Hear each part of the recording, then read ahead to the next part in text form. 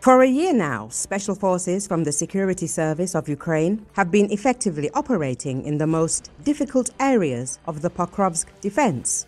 Maluk's subordinates are eliminating Russians here on an industrial scale. The SBU's Alpha Force alone has eliminated 9,500 occupiers. This is what political scientist Oleksiy Kurpas writes.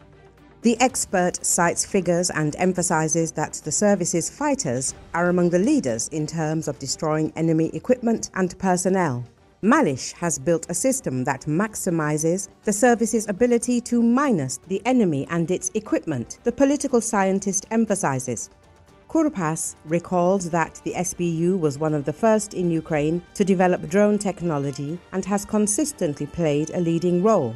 In drone warfare, it's crucial to keep up with progress and keep up with the times.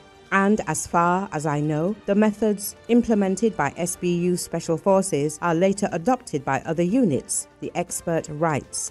The fact that SBU Special Forces are disposing of Russians on an industrial scale is no coincidence. It's a systematic effort multiplied by modern technology. This is the result of the entire chain of command built by Maluk, who personally oversees his combat units and regularly visits the front. It's precisely these kinds of results backed by concrete figures that need to be replicated. Then the price the enemy pays for every meter of Ukrainian land will rise even more. The political scientist concludes. As a reminder, it was previously reported that SBU Special Forces destroyed 9,500 enemy personnel, 255 tanks, 433 armored fighting vehicles, 343 artillery systems and MLRS, 78 air defense systems, 12 electronic warfare / SIGINT systems, 4,553 vehicles, 3,824 enemy positions and fortifications, and 65 ammunition and fuel and lubricant depots in the Pokrovsk area over the past year. Recall, battle for Pokrovsk in Ukraine's Donetsk region has reached a pivotal stage, with Russian and Ukrainian forces locked in intense combat, even vying for control of individual residential buildings.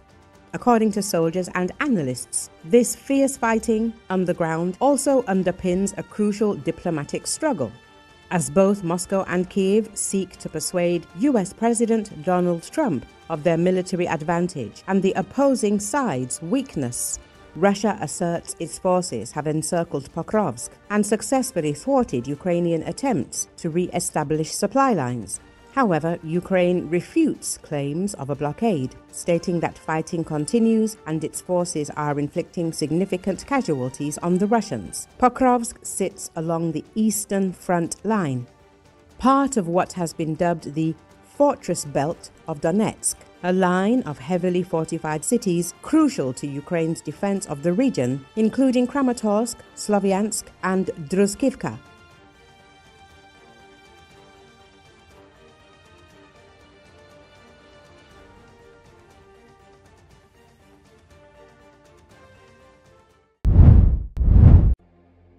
Former U.S. President Joe Biden talked up recent election results for the Democrats during a speech in Omaha on Friday.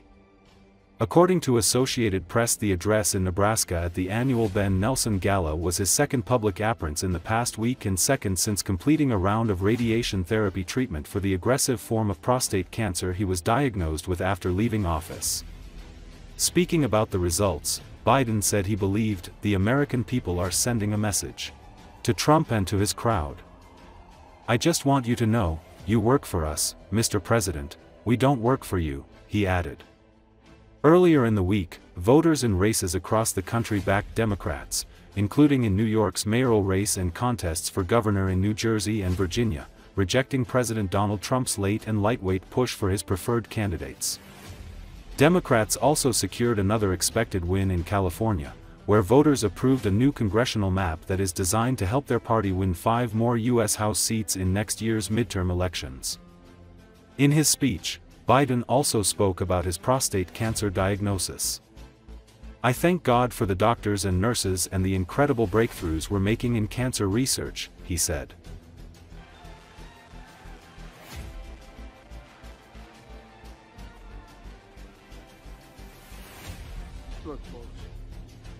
good to be back in Nebraska.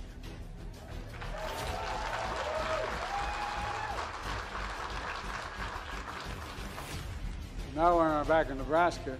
The Democratic Party's back. The Democratic Party's back. That's not hyperbole. Did you see the election results? Well, look, folks, the fact is that we had a great night in Virginia, New Jersey, Pennsylvania, California, New York City, Georgia, Mississippi, even in Mississippi. Look, the American people are sending a message. They're sending a message. A message to Trump and to his crowd. And look, folks, I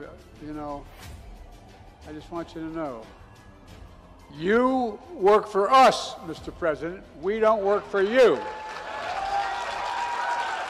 You work for us. I knew Trump was going to take a wrecking ball of the country. But I had no idea, I have to admit, I didn't know it was going to be an actual wrecking ball. Anyone see what he's done to the east wing of the People's House, the White House? It's a perfect symbol of his presidency.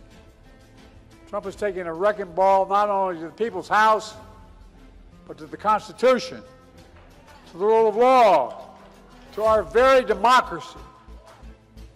Diagnosis, in my case, I just had prostate cancer. And when they finish this round of treatment, you get to ring that bell at the end of its year of treatment. Well, I mean, thank God for the doctors and the nurses and the incredible breakthroughs we're making in cancer research. Now Trump and his Republican friends are cutting government funding for health care. They're making it more expensive for virtually everyone. And because of Republican budget cuts, more than 300 rural hospitals in America, including 2 right here in Nebraska, are going to shut down. They're on the chopping block. What alternatives those people have? Not like there's another one 2 miles away. Folks, I've never said this my whole career, but I think it's immoral. It's un-American. It's flat out wrong. You have to ask yourself, why? Why in God's name are they doing this? Why? Diagnosis, in my case, I just had prostate cancer. And when they finish this round of treatment, you get to ring that bell at the end of its year of treatment. Well,